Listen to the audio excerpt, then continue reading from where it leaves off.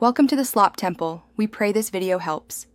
In this video, I will explain how to drum and bass, updated.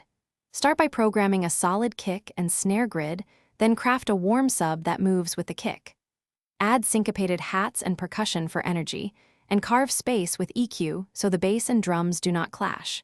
Keep arrangements simple at first, and focus on groove and pocket before adding high-frequency details or complex fills. Choose sounds that complement each other and leave room in the mix. Start with a pure subsine and build a respace for character, using filters to control clash. Layer percussion with contrasting timbres and pan for width.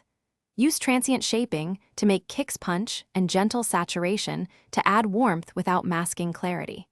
Constantly solo and unsolo elements to ensure each part serves the groove.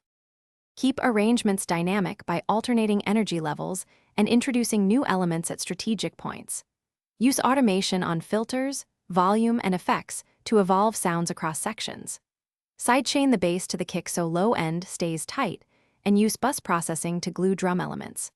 Reference commercial tracks to match tonal balance, and always check mixes on multiple systems to ensure translation across headphones, monitors, and speakers. Thanks for watching. Consider subscribing if we helped you.